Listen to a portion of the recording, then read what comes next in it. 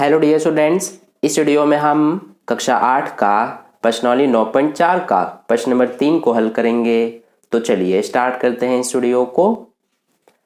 तो देखिए dear students, इस क्वेश्चन में हमसे कहा गया है कि सरल कीजिए और इसमें हमें टोटल 8 पार्ट्स दिए गए हैं।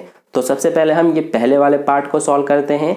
तो देखिए इसको कैसे सॉल्व करेंगे। इसमें हमारा क्या है कि जो ये दोनों ब्रैकेट्स हैं इनके बीच में यहाँ कोई निशान नहीं है, तो हम कौन सा निशान मानते हैं? गुणा का, क्योंकि ब्रैकेट हटेगा तो गुणा का निशान ही लगेगा।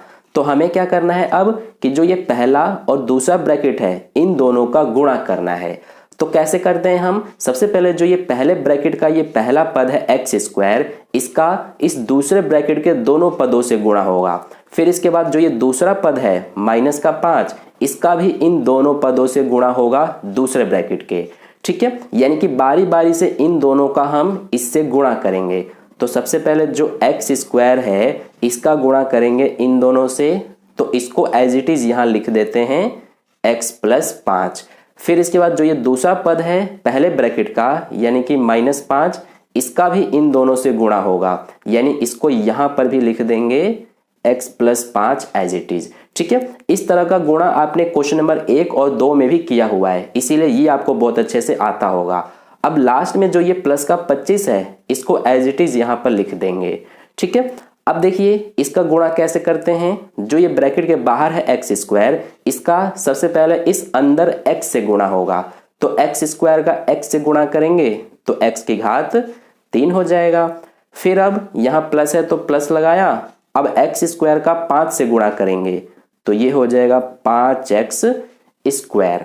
इसी तरह से इसमें भी करेंगे। ये जो -5 है इसका पहले x से गुणा होगा, तो यहाँ पर माइनस लगा हुआ है तो माइनस लगा देंगे, और 5 का अब x से गुणा करेंगे तो ये हो जाएगा 5x। इसी तरह से अब इसका इससे गुणा करेंगे, तो पहले निशान का गुणा करते हैं। ये माइनस में है ये प्लस में है तो माइनस प्लस माइनस। अब 5 और 5 का गुणा करेंगे तो 25 हो जाएगा। फिर इसके बाद जो ये लास्ट में प्लस 25 है इसको हमें एज इट इज उतार देना होता है। ठीक है, अब ये जो आया है हमारा, इसमें अब हम देखेंगे कि क्या कोई समान पद है कि नहीं। तो देखिए x की क्यूब के समान पद तो कोई नहीं है, तो इसको एज इट इज लिखेंगे। इसी तरह से इस 5x स्क्वायर के समान भी कोई नहीं है इसमें, तो इसको भी एज इट इज लिखेंगे। फिर इस -5x इसके समान भी कोई नहीं है तो इसको एज इट इज लिखेंगे। अब जो ये -25 और +25, ये देखिए दोनों समान पद हैं। ठीक है, इसमें ये दोनों क्या है कि दोनों 25 ही हैं, और एक माइनस में है एक प्लस में है। तो इस सिचुएशन में क्या करते हैं कि इन दोनों को काट देते हैं। ठीक है, तो हमारे पास सिर्फ ये बच रहा है और यही हमारा आंसर है। तो ये हो गया पहले पार्ट का सॉल्यूशन। अब देखिए इस दूसरे पार्ट को करते हैं। तो इसमें हमें क्या करना है कि सबसे पहले जो ये पहले ब्रैकेट का a स्क्वायर है इसका क्या होगा? गुणा होगा इस दूसरे ब्रैकेट के दोनों पदों से। तो इसको एज इट इज यहां लिखते हैं b क्यूब प्लस 3।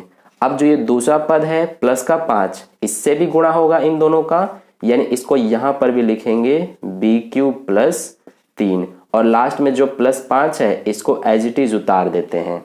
अब देखिए a स्क्वायर का b क्यूब से गुणा करेंगे तो ये क्या आएगा हमारा? a square b cube. फिर a स्क्वायर का अब 3 से गुणा करेंगे, पहले प्लस लगा हुआ है तो प्लस लगाएंगे। अब a स्क्वायर का 3 से गुणा करेंगे तो ये हो जाएगा 3a स्क्वायर। इसी तरह से इसमें भी पहले तो प्लस है तो प्लस लगाया, अब 5 का b क्यूब से गुणा करेंगे तो 5b क्यूब हो जाएगा। फिर ये देखिए प्लस प्लस प्लस हो जाएगा, और 5 का अब 3 से गुणा करेंगे तो 15 हो गया। अब ये जो प्लस 5 है इसको एज इट इज लिख देते हैं। अब देखिए इसमें हमारा क्या है कि इसके समान पद इसमें कोई नहीं है, तो इसको तो एज इट इज लिखेंगे a स्क्वायर b क्यूब। इसके समान भी कोई नहीं है तो इसको भी एज इट इज लिखेंगे, और इसके समान भी कोई नहीं है तो इसको भी एज इट इज लिखेंगे।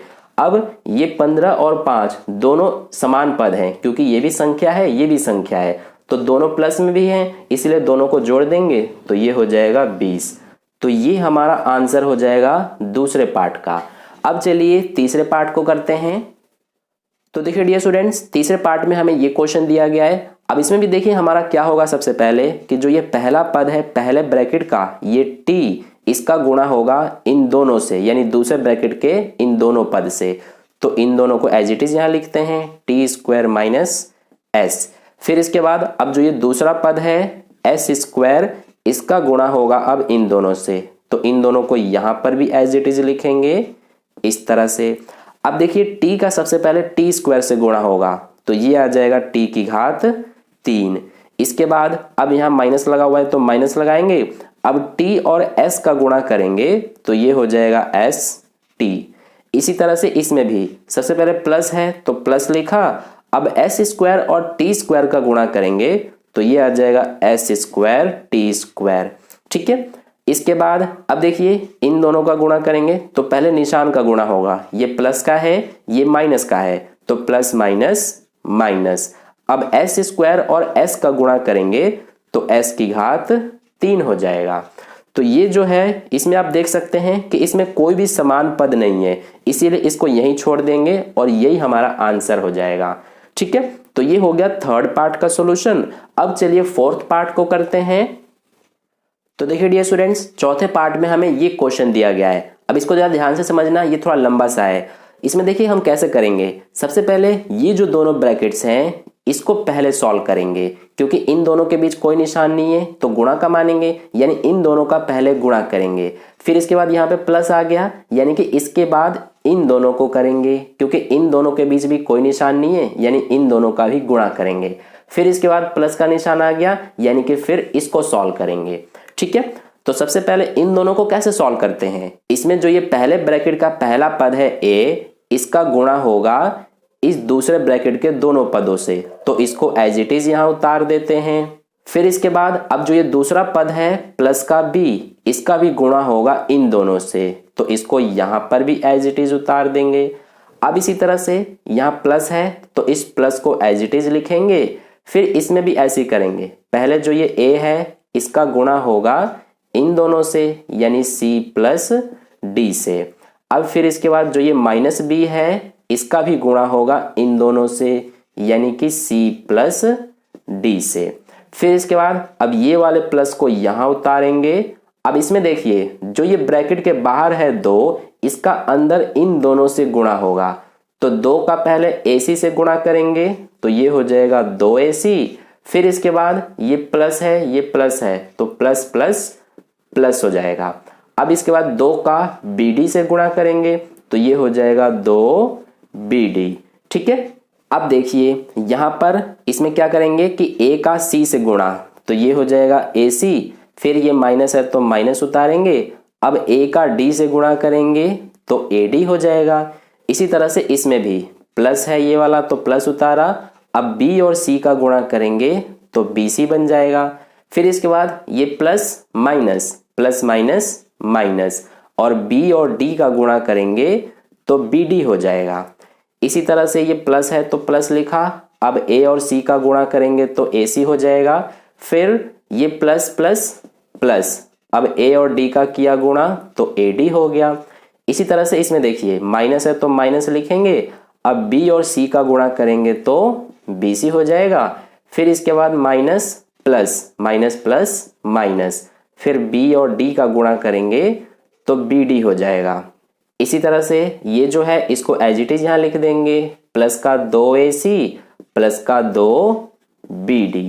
ठीक है, अब इसमें देखिए ये जो हमारा आया है इसमें देखेंगे कि क्या कोई समान पद है कि नहीं। तो देखिए सबसे पहले ये AC है तो AC के समान कोई पद इसमें है क्या। हाँ देखिए ये है, एक ये हो गया एक ये हो गया, दोनों समान पद हो गए। इसके अलावा और भी कोई है, हाँ ये वाला है, क्योंकि इसमें भी AC है ये भी है और ये भी है। तो देखिए ये AC प्लस का है, ये भी प्लस का है और ये भी प्लस का है, तो AC और AC कितने हो गए 2AC, क्योंकि AC का मतलब होता है 1AC, तो 1AC और 1AC 2AC हो गया और ये 2AC तो कितने हो गए 4AC। ठीक है, अब इसके बाद जो ये AD वाला पद है इसके समान देखेंगे कोई पद है कि नहीं, तो इस AD के समान ये रहा। ठीक है, फिर इसके बाद और भी कोई है, अब नहीं है। तो देखिए ये AD माइनस में है और ये वाला AD प्लस में है, तो एक बार ये माइनस में है एक बार प्लस में है और दोनों बिल्कुल सेम है, तो ऐसे सिचुएशन में ये दोनों कट जाते हैं। ठीक है, यानी कि ये खत्म हो गए। अब इसके बाद इसको देखेंगे, इस BC के समान कोई पद है कि नहीं, तो ये रहा। अब देखिए ये प्लस में BC है, ये माइनस में BC है, तो ये दोनों भी क्या होगा, कट जाएगा। ठीक है, अब इसके बाद ये जो BD वाला पद है, इसके समान कोई पद है कि नहीं वो देखेंगे। तो हाँ देखिए ये रहा एक, ये भी BD, ये भी BD, और एक ये भी है, इसमें भी BD है। तो देखिए ये माइनस का BD है, ये माइनस का BD है, यानी कि ये एक BD माना जाएगा और ये एक BD। तो एक और एक कितने हो गए, दो, क्योंकि माइनस माइनस क्या होता है, प्लस होता है, इसीलिए ये दोनों जुड़ जाएंगे। तो ये कितना हो जाएगा, BD और BD, 2BD, और दोनों में माइनस लगा हुआ है इसीलिए माइनस लगा देंगे, और इसको यहां उतार देंगे, प्लस का 2BD। अब देखिए यहां पर ध्यान दीजिए, ये माइनस का 2BD, ये प्लस का 2BD, तो ये दोनों देखिए माइनस में और प्लस में है, और दोनों बिल्कुल सेम है, संख्याएं भी सेम है और चर भी सेम है। तो ऐसे सिचुएशन में ये दोनों कट जाएंगे, जैसे ये और ये कटा था और ये कटा था। तो अब हमारे पास क्या बच रहा है, सिर्फ 4AC ही बच रहा है। तो यही हमारा आंसर है फोर्थ पार्ट का। ठीक है, तो ये हो गया हमारा फोर्थ पार्ट का सॉल्यूशन। तो इस तरह से इस वीडियो में हमने इस प्रश्न के 4 पार्ट्स को सॉल्व किया। बाकी जो 5 से लेकर 8 पार्ट्स हैं उनको हम अगली वीडियो में सॉल्व करेंगे। तो आई होप आपको ये वीडियो अच्छा लगा है। अगर अच्छा लगा है तो वीडियो को लाइक कर देना और अपने दोस्तों के साथ भी शेयर कर देना, और चैनल पर नए आए हैं तो चैनल को सब्सक्राइब करके बगल में जो बेल आइकन आता है उस पर ऑल नोटिफिकेशन वाले पे क्लिक कर लेना, ताकि नेक्स्ट वीडियो जैसी अपलोड की जाए उसका नोटिफिकेशन सबसे पहले आपको मिल जाए। मिलते हैं फिर अगली वीडियो में, धन्यवाद।